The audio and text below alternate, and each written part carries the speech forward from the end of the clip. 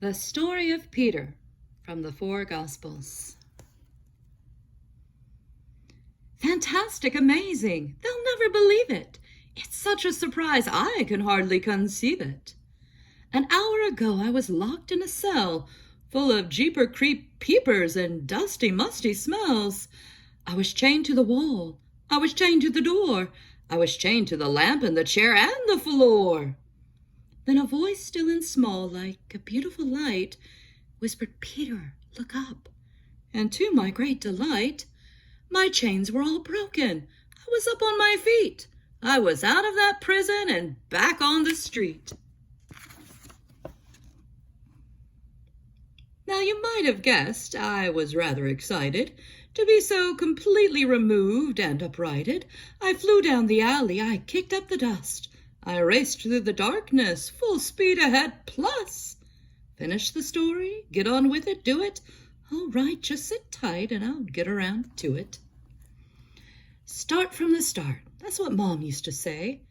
There was just no forgetting that one certain day we were washing our nets. We'd been fishing all night, and my brother and I had a terrible fight.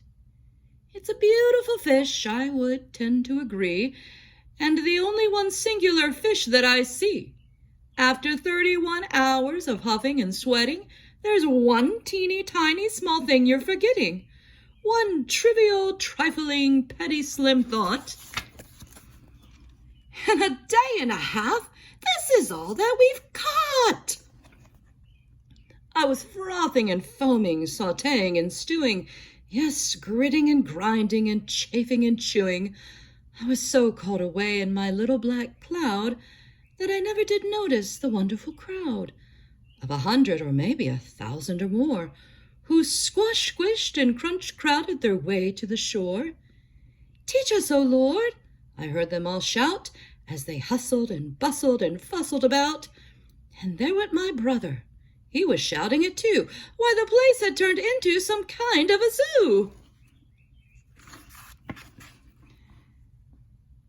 And that's when it happened. He came up to me. This man they were eyeing and trying to see. He stepped into my boat, and he asked for a lift. So I hoisted the sail, and I set her adrift. "Cast out your nets," he proclaimed, "if you wish, and you'll find that they're filled full to bursting with fish." Whatever you say, this should really be good. We'll probably snag a few pieces of wood, or maybe some cans or a shoe or a boot, or a waterlogged wallet.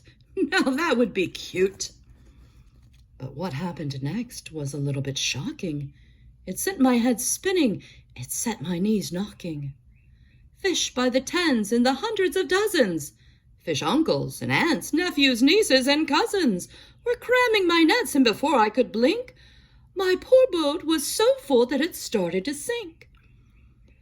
"Oh, Lord," I cried out as I fell at his feet and proceeded to whimper and sniffle and bleat. "Go away from me, please. Oh, just leave me alone. I'm the worst kind of horrible man ever known." But he didn't care. He was perfectly fine. I could tell as his eyes looked down deep into mine. And right then and there, in that boat on that day, Jesus wiped all my badness and sadness away. But if you think that's something, then listen to this, 'cause this will be something you won't want to miss. I remember that night as the sun slowly set, how we laughed, how we ate, who could ever forget? But while we were munching and chomping and chewing, I noticed this strange thing that Jesus was doing.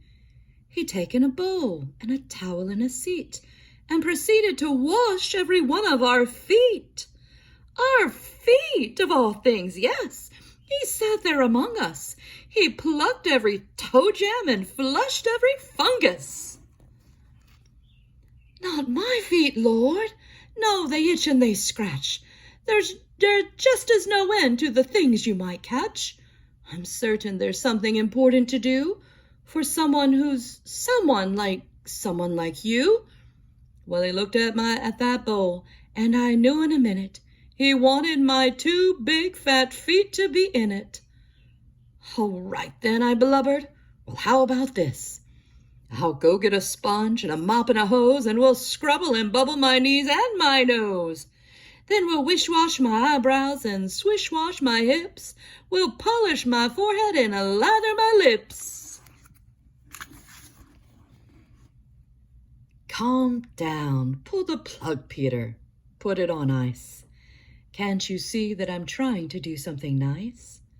Just relax, Jesus whispered, and listen up well, because now I'm the one with a story to tell. The story he told us was shocking and frightening. Our eyes were bug-bulging, our stomachs twist-tightening. He said he'd be battered, bruised, beaten, and killed, but the word of the Lord would at last be fulfilled. Then, to top it all off, he said I would deny that I ever did know him. "Oh, no, Lord," I cried. "Before the cock crows, you'll deny me 3 times. How I wished I could get those words out of my mind. As they dragged him away, we were yelling and screaming. This can't be for real. I just have to be dreaming. Hey, you, with the beard and the big bony knees. Come on over here. We'd like to talk to you, please. We know your face, and we know it quite well. You were with him, that Jesus. We know, we can tell." "Yes, I saw him too. There can't be any doubt," an old gravelly, gray, dusty voice gurgled out. "I know you were there. You could hardly be missed." "You're mistaken," I bellowed and boiled and hissed. "Mind your own business. Get out of my sight. I don't know the man, so just drop it. All right?"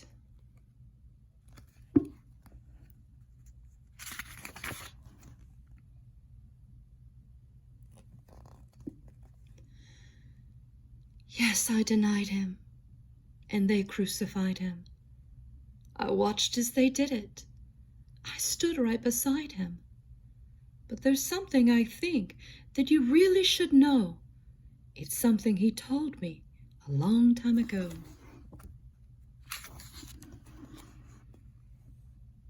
"Peter," he said, "I am love, and you'll find that I'm ever so patient and wonderfully kind. I'm not keeping a list. I'm not checking it twice. No, that would be naughty, and not at all nice. Oh, I've messed it up now. Lord, I've messed it up then. Yes, I've messed it up over and over again. Dear Lord Jesus, forgive me.